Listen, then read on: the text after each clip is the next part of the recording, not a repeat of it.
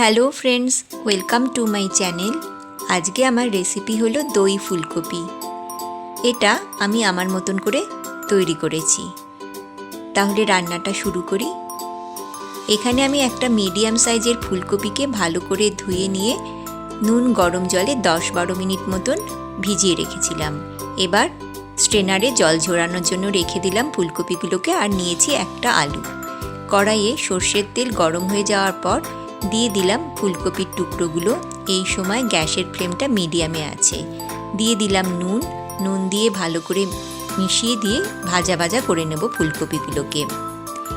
এখানে একটা বাটিতে নিয়ে নিয়েছি হলদি পাউডার, জিরা powder, Kashmiri red chilli powder আর ধনিয়া পাউডার। একটু জল দিয়ে তৈরি করে নিলাম মশলা পেস্ট। আর এদিকে নিয়ে নিয়েছি আরেকটা বাটিতে 4 চামচ দই, এটা রুম টেম্পারেচারে রাখা। এবার দইটাকে খুব ভালো করে ফেটিয়ে নিয়েছি, এমনভাবে ফেটাতে হবে যাতে স্মুথ হয়। এদিকে ফুলকপি আর আলুগুলো ভাজা ভাজা হয়ে গেছে, এগুলোকে তুলে নিলাম। কড়াইয়ে দিয়ে দিলাম আরেকটু তেল, দিয়ে দিলাম গোটা জিরে আর শুকনো লঙ্কা, একটু নেড়ে নিলাম। এবার দিয়ে দিলাম হিং। এই সময় গ্যাসের ফ্লেমটা লোতে করে দিয়েছি। এবার দিয়ে দিলাম মশলা পেস্ট, আবারও একটু নেড়ে নিলাম। দিয়ে দিলাম গ্রেট করে রাখা আদা, ভালো করে মিশিয়ে দেব আর কিছুক্ষণ নাড়াচাড়া করে নেব।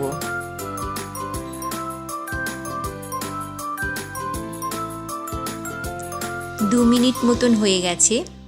এবার দিয়ে দিলাম দই। গ্যাসের ফ্লেমটা এই সময় একদম লোতেই রাখা আছে। দই দিয়ে ভালো করে মিশিয়ে দিয়ে ভালো করে নাড়াচাড়া করে নেব। এই সময় কিন্তু অনবরত নাড়তে হবে। দিয়ে দিলাম নুন, ভালো করে মিশিয়ে দেব। দিয়ে দিলাম 2টো চেরা কাঁচা লঙ্কা। এবার কিছুক্ষণ নাড়াচাড়া করে নেব। 3 মিনিট মতন হয়ে গেছে, মশলা থেকে তেল ছেড়ে এসছে। এবার দইয়ের বাটিটা ধুয়ে জল দিয়ে দিলাম।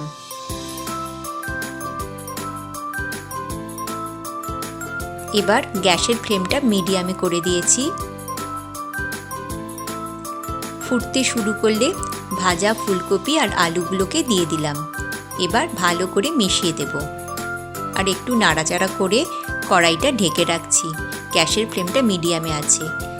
10 মিনিট মতন হয়ে গেছে, ঢাকনাটা খুলে নিলাম। মাঝখানে অবশ্য ঢাকনা খুলে নেড়ে নিয়েছিলাম। ফুলকপি আলুগুলো ভালো সেদ্ধ হয়ে গেছে।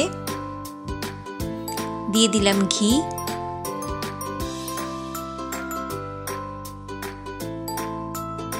দিলাম গরম মশলা, ভালো করে মিশিয়ে দেব। দিয়ে দিলাম চিনি দিয়ে ভালো করে মিশিয়ে দিয়ে লো ফ্লেমে 1 মিনিট মতন ফুটিয়ে নেব। রেডি হয়ে গেছে দই ফুলকপি। আজকের এই রেসিপিটা যদি ভালো লাগে তাহলে অবশ্যই সাবস্ক্রাইব, লাইক আর কমেন্ট করবেন। ধন্যবাদ।